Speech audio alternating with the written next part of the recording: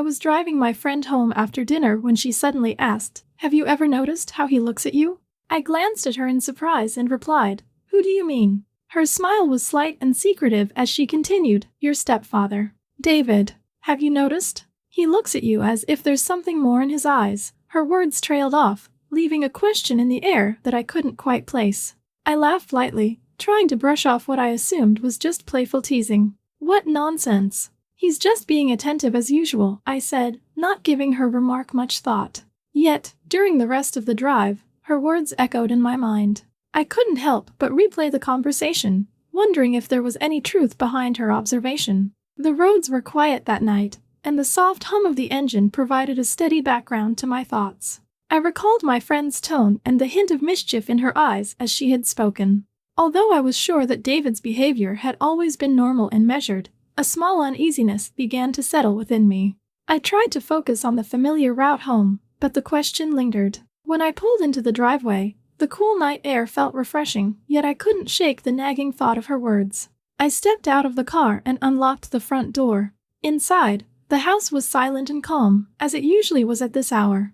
I made my way into the living room, and that's when I noticed him. David was sitting on the sofa, absorbed in his phone. Even though he seemed lost in what he was reading, I was sure he had seen me enter. I paused for a moment, watching him as I crossed the room. There was a quiet intensity in his gaze, a look that I hadn't fully registered before. I dismissed the feeling, reminding myself that I'd always seen him as a steady presence in my life. Still, a part of me wondered if my friend's comment held a grain of truth. I moved toward the kitchen to put away the dishes from earlier, my mind still lingering on the conversation from the car. The house was in its usual order, with everything in its place, but tonight the familiar surroundings felt charged with a subtle tension.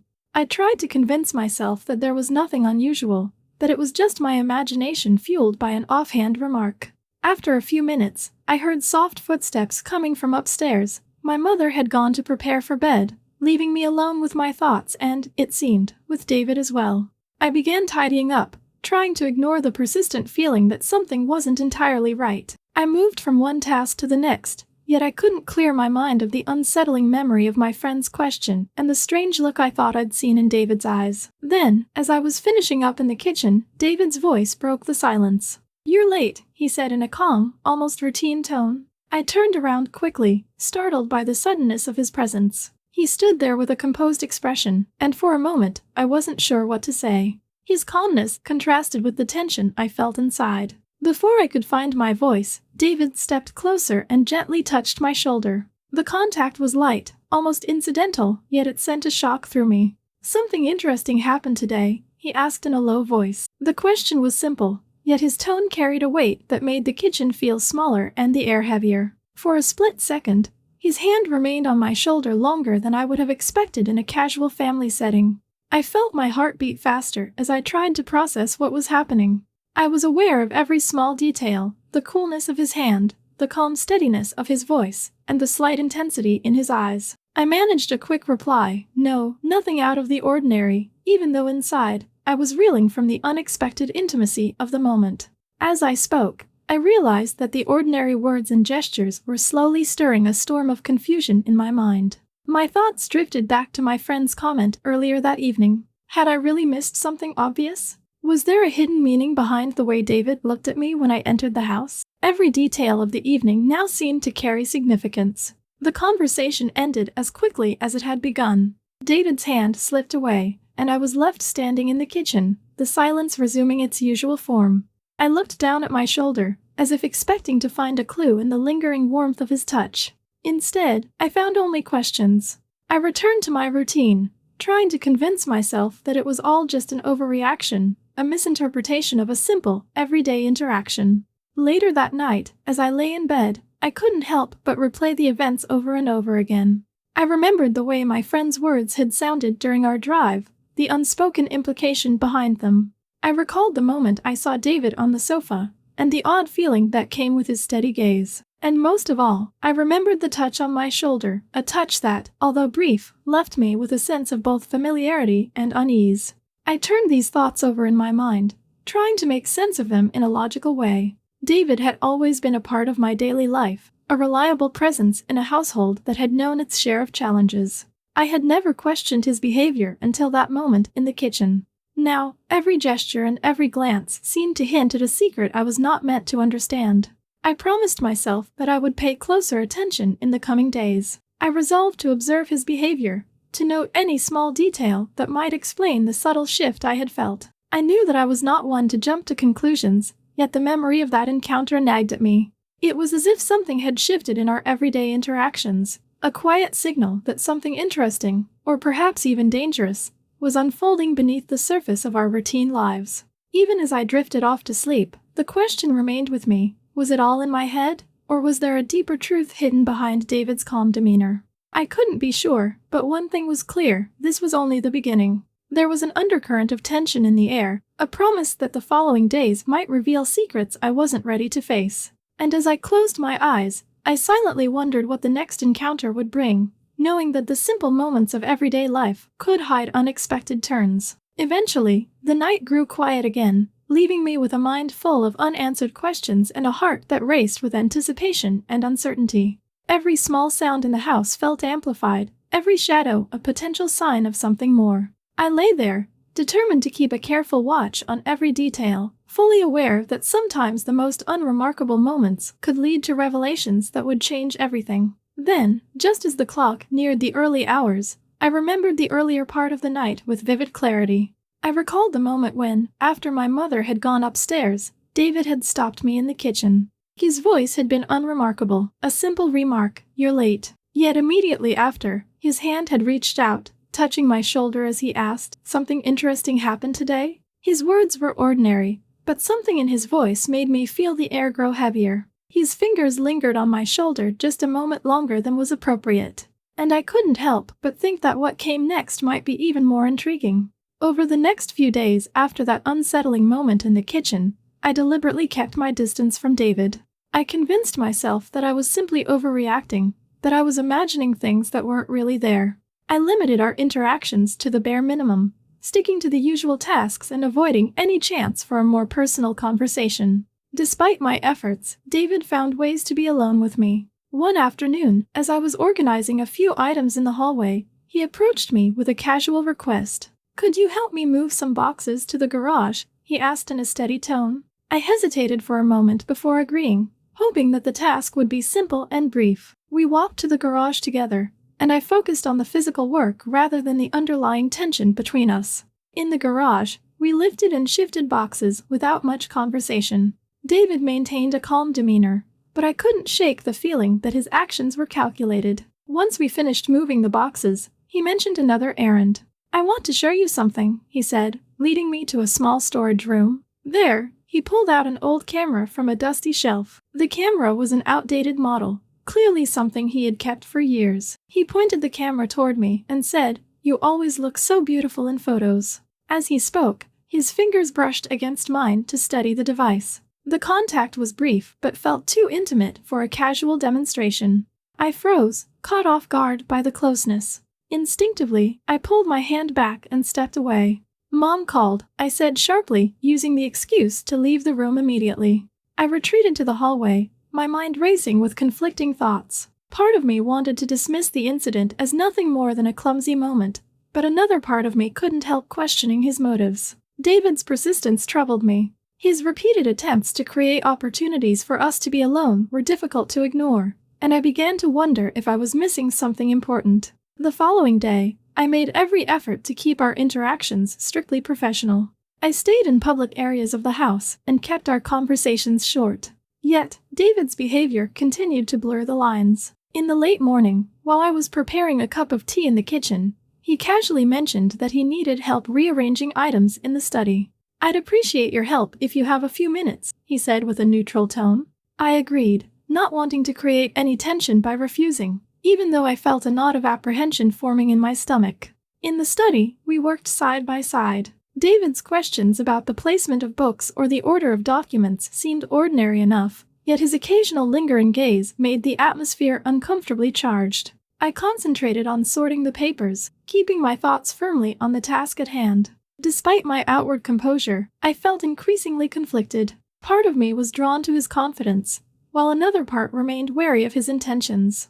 As the day wore on, I noticed that David was intentionally inserting himself into my routines. Every request for assistance, no matter how trivial, brought us into closer proximity. I began to question whether my growing curiosity about him was a reaction to his behavior or if there was something inherently compelling about him that I hadn't recognized before. I reminded myself to stay focused on my own responsibilities, but the uncertainty lingered. That evening, while I sat alone in the living room after dinner, I replayed the events of the past few days in my mind. The memory of his gentle touch and the remark about the photos kept resurfacing. I wasn't sure whether I was being too cautious or if I was in danger of misinterpreting harmless actions. I decided that I would continue to keep my distance and observe his behavior without getting involved emotionally. However, David's actions suggested that he had his own plans. The next time we were alone was when I was tidying up near the study area. He entered the room unexpectedly and said, "I need help organizing some more items." There was nothing overt in his tone, yet his eyes carried a message that I couldn't ignore. I assisted him, but I kept our interactions strictly task-focused, careful not to encourage any further closeness. Throughout these encounters, I found myself analyzing every detail of his behavior. Was his insistence on being alone with me merely a coincidence, or was it an attempt to signal something deeper? I tried to rationalize the situation, but the consistent pattern of his actions made it difficult to dismiss entirely. David's persistence was becoming a source of internal conflict. I felt a pull to understand him better, even as I maintained a clear boundary to protect myself. By the end of the day, as I returned to my room, I realized that the issue was far from resolved. David's calculated behavior, whether innocent or not, had disrupted the normal rhythm of our daily interactions. I resolved to be extra cautious and to limit my exposure to situations where I might be alone with him. Yet, even as I set this boundary, I couldn't completely silence the part of me that was curious about his intentions. That evening, the house was quiet, and I sat reviewing the events in my mind. I knew that avoiding him entirely might not be possible, as he seemed determined to remain a constant presence in my life. The challenge now was to understand what was driving his behavior without letting it disrupt the order I had tried to maintain. I understood that this was more than a simple misunderstanding. It was a situation that demanded careful observation and thoughtful action.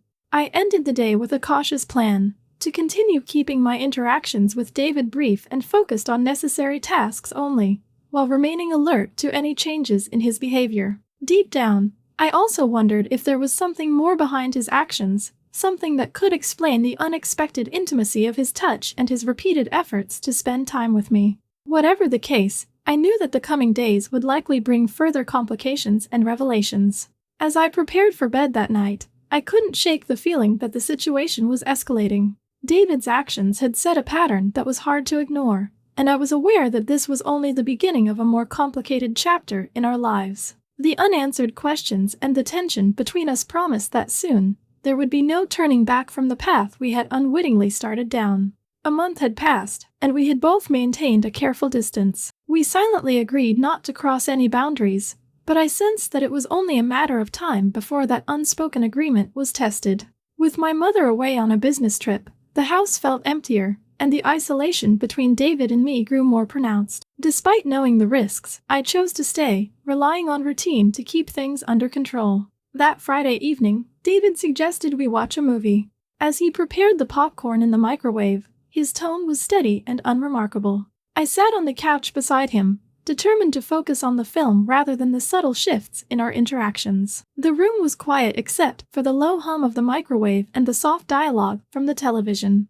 As the movie played, I noticed that David's behavior had become more deliberate. In a sudden, unanticipated move, he placed his hand on my knee. I paused internally at the unexpected contact, but did not immediately react. "Are you cold?" he asked in a calm, even tone, his hand remaining in place. His fingers shifted slightly upward, and I tried to keep my eyes on the screen, hoping to mask the discomfort I felt. For a moment, I considered removing his hand, but something inside urged me to remain still. David leaned in a bit closer, lowering his voice as he whispered, "If something is wrong, you can tell me." His words came across as a direct challenge, and I felt the boundary between what was acceptable and what was not beginning to blur. I stayed silent, caught between a need to uphold the unspoken rules and a reluctant curiosity about where this might lead. Inside, I wrestled with conflicting thoughts. I had always been cautious around David, mindful of the limits we had both agreed to respect. Yet tonight, his gentle yet assertive touch and his probing questions stirred feelings that I found difficult to ignore. I considered speaking up or shifting away, but neither option felt entirely right at that moment. The steady ticking of the clock and the muted sounds from the movie underscored the gravity of the situation. David's calm demeanor contrasted sharply with the tension building inside me. His casual inquiry did not come with anger or overt affection. It was simply a statement that left the next move up to me. I weighed my options silently. Should I reinforce the distance we had maintained, or should I allow this subtle shift to continue despite the risk? The decision was not clear, and the quiet of the room seemed to amplify the importance of every passing second. I remained seated, processing his words and the unexpected physical closeness. The situation was shifting from a routine evening into something more complex. I realized that the weekend, now marked by this quiet yet significant moment, might change the course of our interactions. As I sat there, the line between right and wrong grew increasingly indistinct. In that tense, silent pause, as David's hand rested on my knee and his whispered challenge lingered in the air, I knew that nothing would remain the same after tonight. Saturday had arrived, and everything had grown uncontrollable. After breakfast, David entered my room carrying a cup of coffee. He paused at the doorway, his eyes fixed on me, and said, "You haven't been out for a long time." He then moved to sit on the edge of my bed. His gaze was steady and heavy, and I found myself unable to look away. I sat there quietly for a moment before finally speaking. "What are you doing, David?"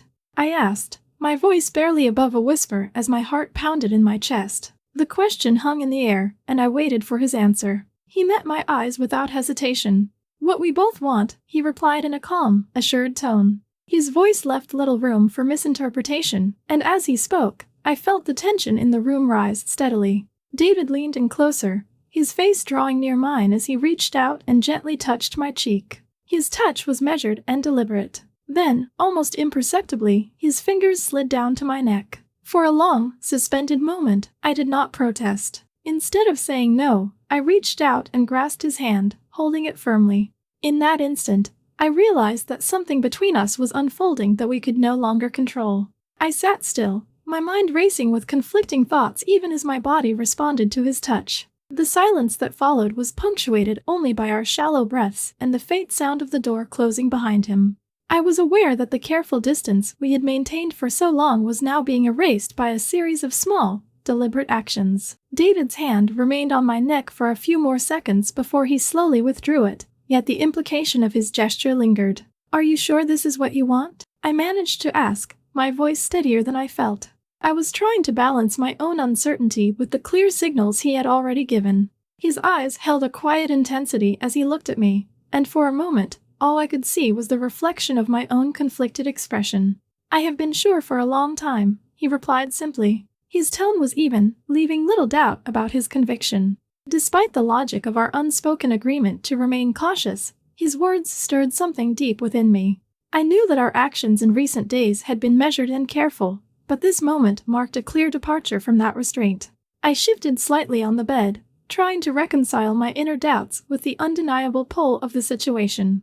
My rational mind reminded me of the boundaries we had set, boundaries designed to protect us from the complications of blurred relationships. Yet, as I held David's hand, I realized that those boundaries were dissolving before my eyes. The decision to continue, once a distant possibility, now felt imminent. David's expression softened for a brief moment, and he slowly moved his hand back toward my face. "I need you to understand," he said quietly, "that this is not a mistake. We both know what we want." His words were clear and firm, yet they carried an undercurrent of vulnerability that I had not expected. It was as if he was trying to convince both of us that the inevitable was right, even though it carried risks. The room felt charged with a tension that was both new and familiar. I could feel the steady rhythm of my heart, and each beat reminded me that the decision we were making was far from simple. I took a slow breath, trying to steady myself, while the weight of the moment pressed down. David's presence was undeniable, and his calm persistence left little room for retreat. For several minutes, we sat in silence. The unspoken question of whether to continue or pull back hung in the space between us. Every small gesture, every glance, contributed to a growing momentum that neither of us could easily stop. I found myself caught between caution and an unexpected desire to embrace the change that was unfolding. In that quiet pause, as our eyes met again, I sensed that the choice had already been made. The deliberate act of holding his hand was not just a physical gesture, it was a turning point. I realized that by not saying no, I was allowing the situation to evolve beyond the limits we had once set. Even as my mind argued against it, my body was signaling a readiness to proceed. David's gaze remained fixed on mine, and his hand, still warm from contact, continued to offer a silent promise. I could no longer pretend that nothing had changed. The air in the room felt heavier,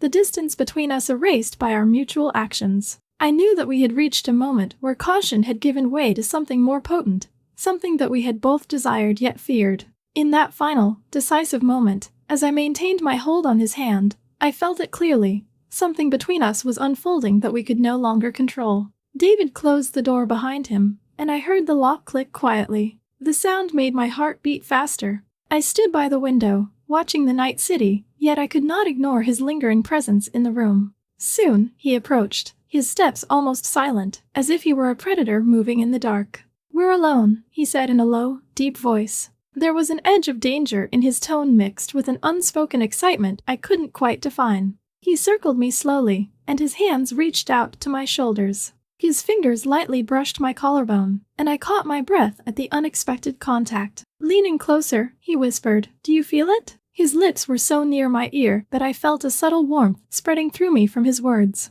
I turned to face him, and our eyes locked in a silence that spoke louder than any words could. Without a word, his hand moved to my chin and gently lifted my face, forcing me to meet his gaze. In that moment, I couldn't tell whether his eyes held pure desire or a trace of uncertainty. "If you don't want this, say it now," he said, his voice trembling slightly with restrained passion, but even as he spoke, he did not let go of me.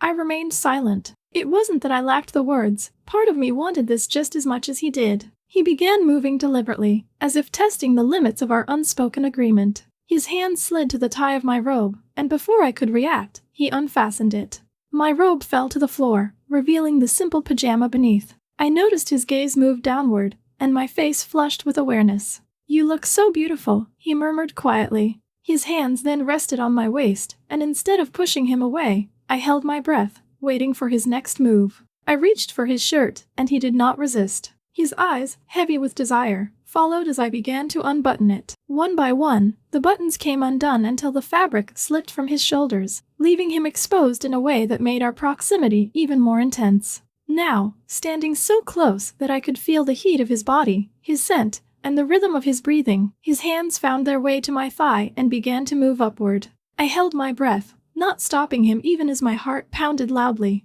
"I have never wanted anything so much," he confessed in a low tone that carried the weight of a sincere admission. Leaning in further, our faces nearly touched. I felt his lips graze my forehead, then my cheek, and his hand moved from my chin down to my neck. Then, everything abruptly stopped. A sudden chill washed over me, an alarming, cold sensation that made my body freeze. My mind screamed that this was wrong, that it was a catastrophic mistake in the making. "David, stop," I managed to whisper, barely exhaling the words. He froze too, his eyes widening as they met mine in shock. "What happened?" he asked, though his hands still held on to me as if fearing I might pull away. I struggled to steady my voice. This is a mistake." Tears welled in my eyes as I stepped back and retrieved my fallen robe from the floor. "We can't do this. It will ruin everything," I insisted, my voice trembling with the certainty of my decision. "But you wanted this," he said softly, his tone laced with a pained vulnerability that suggested he was on the verge of losing something irreplaceable. "I thought I did," I replied, trying to steady the rising tide of emotion. "But it's wrong. I can't. We can't." His head dropped slightly as he searched for the right words, but no explanation came. Then he simply nodded. "Okay. But I wanted you to know, it was real for me." With that, he turned and left the room, the sound of his footsteps and the closing door echoing in the tense silence. I sat on the bed for what felt like an eternity, curled up in my robe, feeling my heart contract with a mix of guilt and fear. I stood by the window once more, staring out at the city lights and the dark sky, trying to process the gravity of what had just happened. The encounter had shattered the carefully maintained boundaries we had both observed for so long. Every touch, every whispered word, had led us here, to a point of no return. I knew that this moment would forever change our relationship and possibly everything in our household. The silence in the room was heavy with the consequences of our actions. I could hear nothing but my own breathing and the distant hum of the city below. Every small sound reminded me of the stark reality. We had crossed a line we could never uncross. I was overwhelmed by the responsibility of the choices made in that brief span of time. The unspoken rules and the cautious distance we had once maintained were now irreparably broken. My mind raced with the implications, how this event would affect the dynamics at home, the potential fallout from a relationship that was never meant to go beyond the boundaries we had set. I felt trapped by a mixture of regret, fear, and the lingering memory of desire. I knew I had to face the consequences of this moment, no matter how painful or disruptive they might be. In the quiet aftermath, I resolved to think through the next steps carefully. Should I confront David about what had happened, or should I try to bury the incident and hope it would fade away with time? The weight of the secret and the breach of trust loomed large. I recognized that my actions, and his, had opened a door to a future filled with uncertainty, one that could either mend or permanently fracture the life we had known. As I sat there, processing the tumult of emotions and thoughts, a final clarity began to form. I understood that although the encounter had felt real and passionate in the moment, it was ultimately a mistake. I could not allow it to define my life or disrupt the delicate balance we had maintained. The consequences of our actions were already in motion, and there was no simple way to undo what had been done. David had left, and I remained sitting on the bed, curled up in my robe and feeling my heart contract with guilt and fear.